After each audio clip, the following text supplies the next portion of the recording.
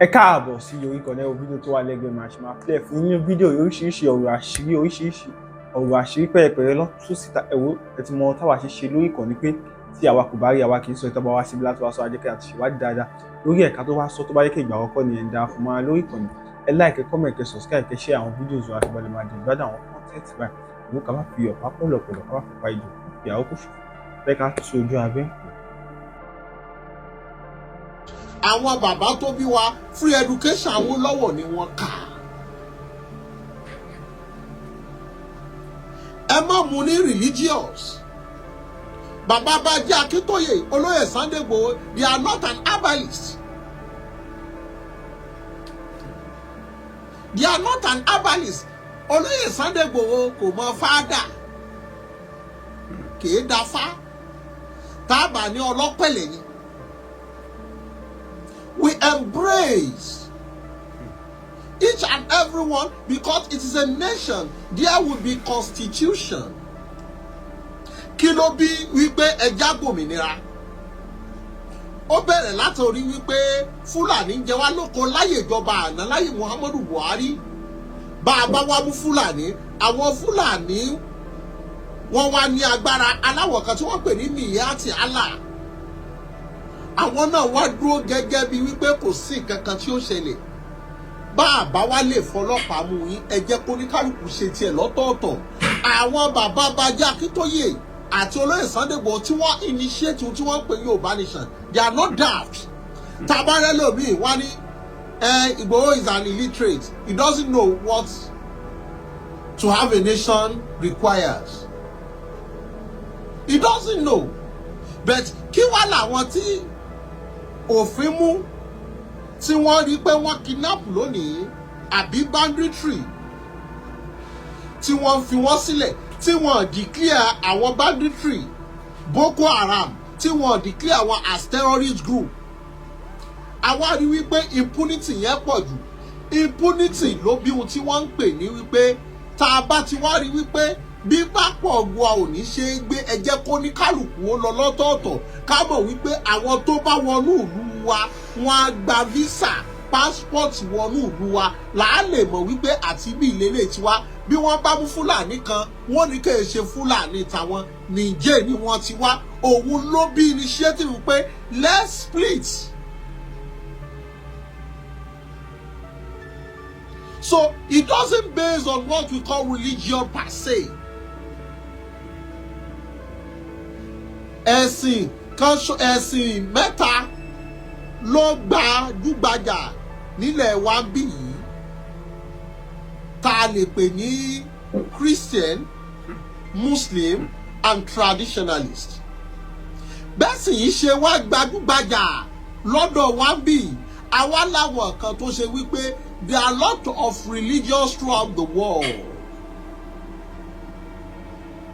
We have over 4,000 religions throughout the world. Èyí tó mọ̀ ló mọ̀. So Yoruba Nation or Odùduwà Nation doesn't basically based on religious purposes. It's basically based on the freedom of Yoruba speaking land. So tí olóyè Sunday Igboho bá bá àfáà jókòó tàbí tó bá pastor jókòó a sọ wípé we are fighting for Ìṣẹ̀ṣe Republic or Christianity cancers. No, don't misquote it. Ohun tó fà á nìyẹn tọ́pọ̀lọpọ̀ mùsùlùmí fi sọ wípé ṣé kíní yóò ní based on Ìṣẹ̀ṣe, which is not. Àkọ́kọ́ ọ̀pọ̀lọpọ̀ wà tó agitate fún Yoruba Nation. They misunderstood it. Látàrí wípé interest in religious tí wọ́n ní wọ́n lè jẹ́ traditionalist. Ló jẹ́ kọ́pọ̀lọpọ̀ wò pé kí ló ṣẹlẹ̀? A dẹ̀ láwọn mùsùlùmí ń bẹ̀. So ìyẹn ò ní káwọ́ wípé I can categorically tell you there are a lot of Muslims or alfas, sheikh tí olóyè Sunday Igboho tí wọ́n fún ní nǹkan tí mi ò fẹ́ mọ dárúkọ, fún wọn mọ́tò, fún wọn nílẹ̀, owó, help wọn, including pastors. Olóyè Sunday Igboho is not a traditionalist to the core that only Ogun, only Yemaja, only Sango. All believe pé every religion, we are all, our origin comes forth before any other thing.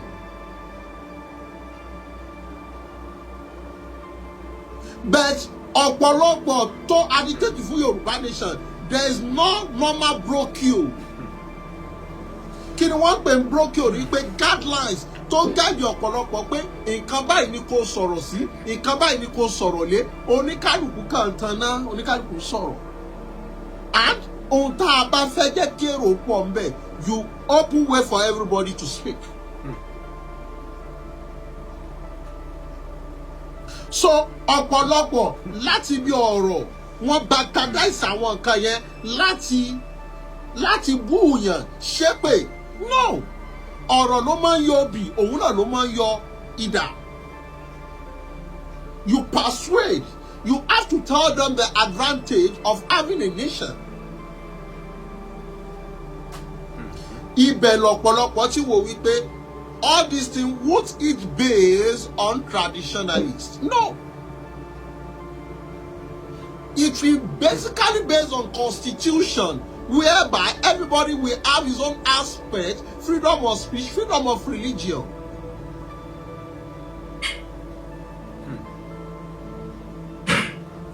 It's like having a state. Osun State migrated from Oyo State. Pé a fẹ́ migrate láti dá dúró láti build the constitution wa. It doesn't base pé tàbá ti wá débẹ̀ o gbogbo wa o a máa bọ Ṣàngó àbá máa bọ Yemọja o àbá máa ṣe Ifá o. No. It's basically based you want to have your independency as a whole.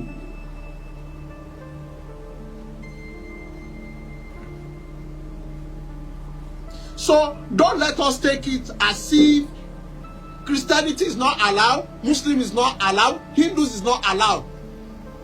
They are all allowed once you are born, bona fide son of Odudua.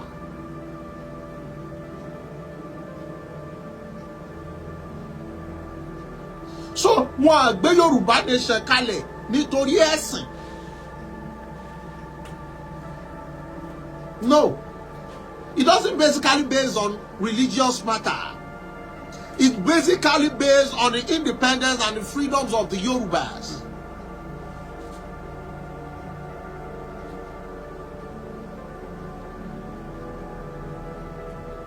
You can't expect all learned people who are away in the country, who have a lot of exposure, and tell you, this is this, this is it.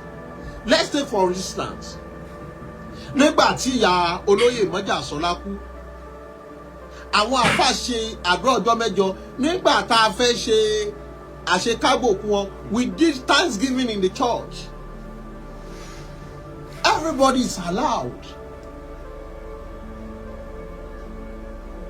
That shows you he's a free man.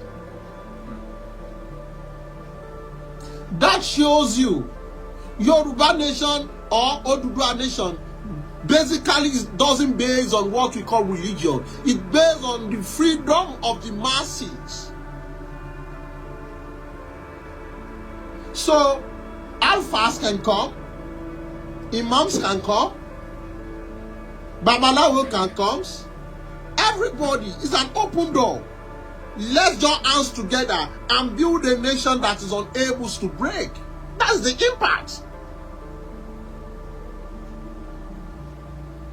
Secondly, concerning are we going to be Yoruba Nation or Odudua Nation? Let me take it firstly. The initiative started from Odudua Nation. But some Christians and Muslims said, Orí olókun, ohun tó bí tí wọ́n fi sí Yoruba Nation nìyẹn o. Orí olókun àtowó ẹyọ, we as a Christian and Muslim, does this symbolize you are going to be into traditionalist? Now wani tó bá rí bẹ́ẹ̀, ẹ jẹ́ ayíkú Olódùduwà Nation, ẹ jẹ́ ajẹ́ Yoruba Nation. That is what brought the name Yoruba Nation. We started agitating with Oludari Nation. Nígbà tí wọ́n wá ṣe symbol yẹn gbé orí olókun àtowó ẹyọ. Àwọn Christian àti Muslim tó wà nínú forum yẹn wá ní kí ni ká ṣe. We as a Christian, we as a Muslim, symbol tẹ́ gbé sí Oludari Nation, should this symbolize we are going to be a traditionalist for us to have a nation? That is why ẹja lórúkọ tí gbogbo wa kúkú mọ̀ wípé Yorùbá wa. Tá a bá dẹ̀ gbàgbé, bàbá wa Barrister wọ́n kọrin kan, ó ní mo láàlá kan lórí Nàìjíríà, mo láàlá kan ó tó bà mí lẹ́rù gidigidi. Àlá tí mo lá tí mo ló bà mí lẹ́rù. Mo lálàá pé à ń jagun ìpínyà ní Nàìjíríà. Mo lálàá pé à ń jagun ìpínyà ní Nàìjíríà o.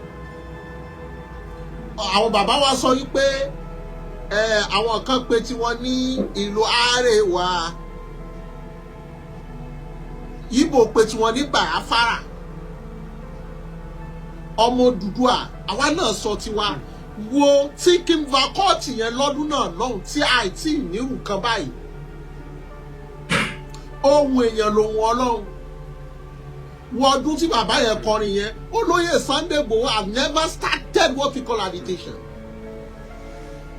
Ní Barrister wá ní bówù yẹn pè mí ní Joseph.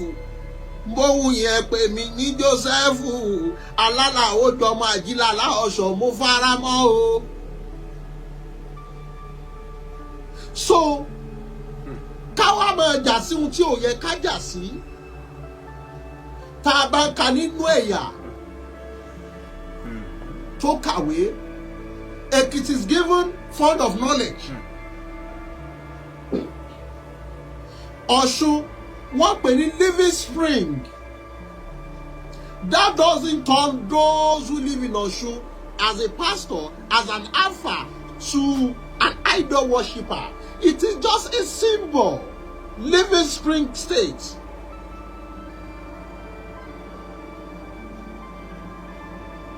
Lagos State is given center of excellency.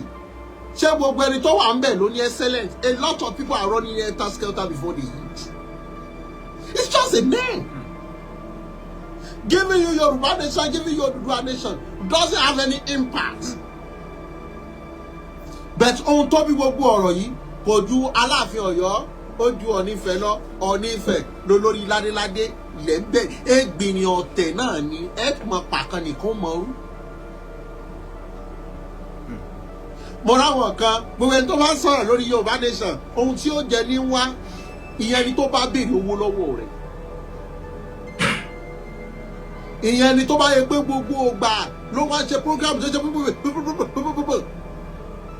people who know me, I've never asked for penny from anyone because I'm contented with the little I have. I have other things I'm doing. Gbogbo ọ̀pọ̀lọpọ̀ tó sọ̀rọ̀ yìí kò sí ohun tó jẹ́ kọ́pọ̀lọpọ̀ kó lórúkọ nígbà tí wọ́n bẹ̀rẹ̀ agitation ọ̀pọ̀lọpọ̀ ni wọ́n dẹ́ni ọ̀pọ̀lọpọ̀ mọ̀. Bí wọ́n bá ka ọlá tí ń bẹ lọ́pọ̀lọpọ̀ ọ̀pọ̀lọpọ̀ tó sọ̀rọ̀ Yorùbá Nation lónìí, tí wọ́n bá yọ ọlá Yorùbá Nation kúrò nínú arísìkí tí ń bẹ lọ́wọ́ ẹlòmíì, Yorùbá Nation ló gbé 75% tàbí 80% nínú asset tẹ́lòmíì ní. Ẹ̀já dákẹ́. Come flashback. Asset yẹn sí 2021 sísìn. Yoruba Nation liberated a lot of people. A lot of speakers on social media started agitating for Yoruba Nation.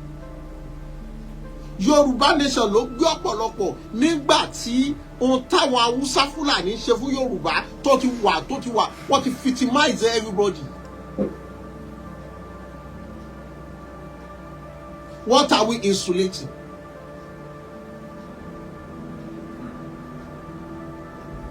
Pápá ò bá ṣẹ̀ṣẹ̀ yẹn yóò ká lórí. Àwọn kan ni ó bẹ̀rẹ̀ ìrìn àjò, àwọn kan ni ó parí ẹ̀.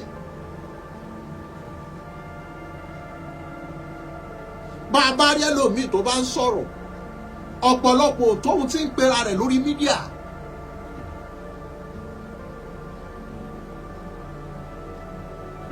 Ẹnu àtàṣọ àti gbàgbá ibi tẹ́lómi ti ń ṣe prógámù lẹ́fí wò kó jámọ́ kankan, kò jámọ́ nádà. Nádà. Wọ́n sọ ìròyìn èèyàn kan fún mi lánàá, mo ní pẹ̀lú gbogbo bóyá mọ́ búyàn tó àṣẹ gbogbo tó mọ́ mi. Ìní ti sọ̀rọ̀ ẹ̀, mo fẹ́ kó tún kọjá ayé ẹ̀ lẹ́ẹ̀kan sí ni. Ìtàn rẹ̀ máa ń lé wá sórí mídíà báyìí ni. Ilé tá a jókòó jẹ́jẹ́.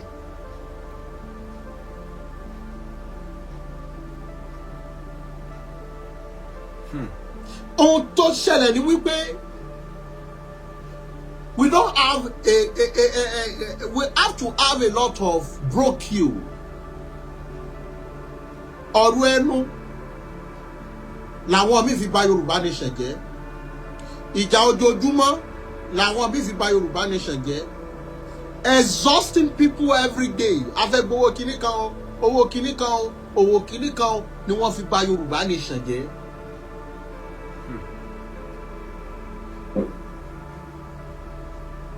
Ọ̀rọ̀ àwọn àgbà péjọpọ̀ wọ́n kọ́rí ọgbọ́n, ọ̀rọ̀ lẹ́jẹ̀ wọn, ọ̀rọ̀ sì ní bá a ti ń sọ.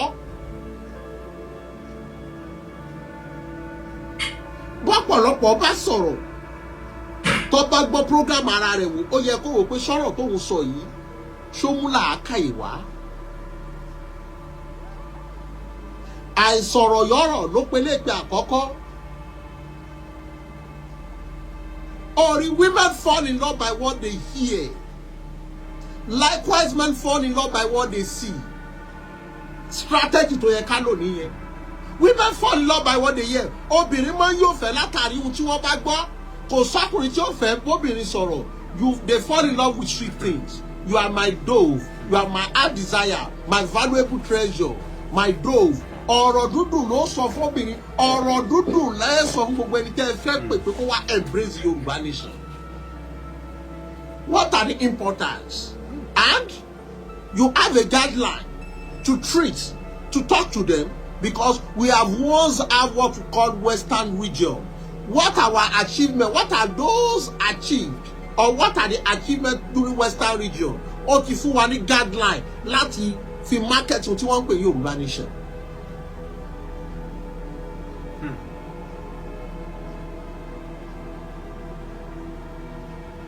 Nítorí Western region lákọ́kọ́ ní NTA, Nigeria Television Authority. Látara bẹ́ẹ̀ a níbi tí wọ́n ń pè ní Cocoa House.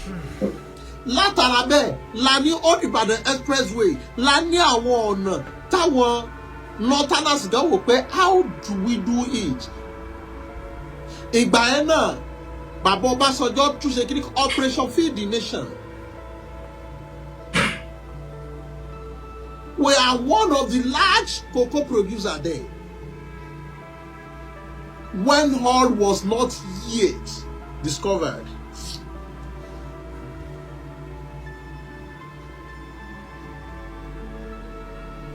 But a lot of people baptize it through bad presentation, scaring messages, exhausting people. Àmọ́ dá mi lójú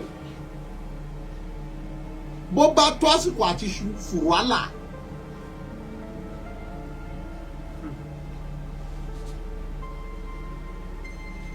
tẹ́lọ̀mí ó bá sọ Sunday Igboho ṣọ́ra o ọlọ́run ní ṣẹ́ni tiẹ̀. ẹni tọ́lọ́wọ́ ò bá mú kò sẹ́ni tó lè mú. ìgbà tí a dọ́dọ̀ bàbá wa Olúgbọ́n Orílẹ̀-Gbọ́n wọ́n sọ ọ̀pọ̀lọpọ̀ ọ̀rọ̀.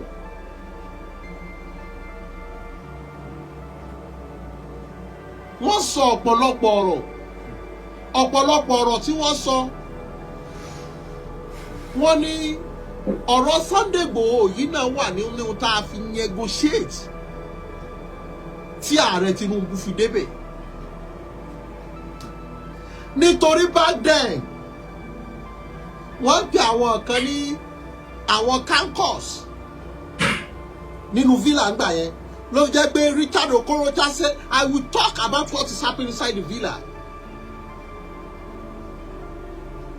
ṣé yóò mọ̀ pé give and take ni ààrẹ Bọ́lá Tinubu ṣe ni wọ́n fi ní Muslim ticket.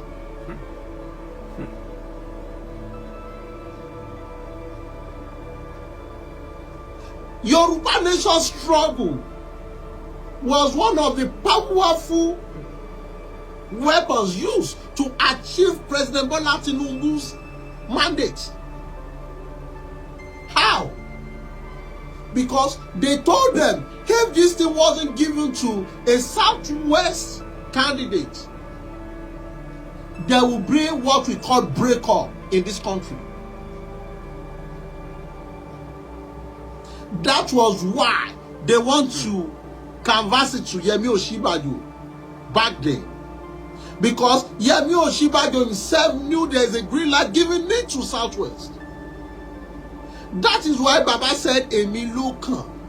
Because he believed the rotation is coming to Southwest.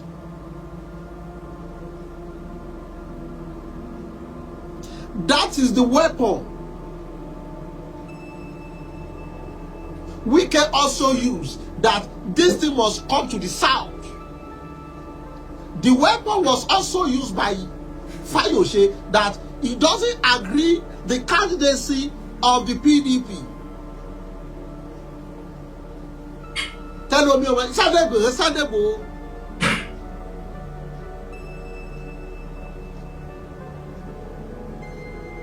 A lot of things happened. So for them to achieve it, that is why it has to be a bargain within the Southerners. That is why Tinubu pick up Shetima. For them to resolve what we call Boko Haram terrorism, because it started from there.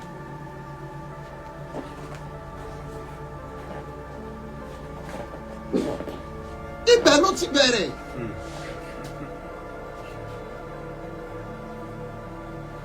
Boko Haram started from Borno. Book is haram. Book is not good. Haram is called what you don't have to go into. Book is haram. That is what we call Boko Haram.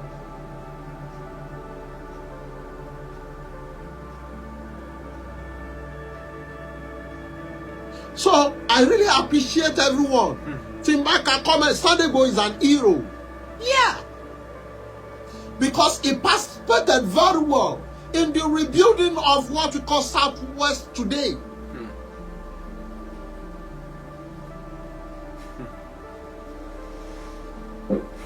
Tell me, a man who is most caring to the Hausa Fulanis like Sunday Igboho. Tell me two names that is most caring.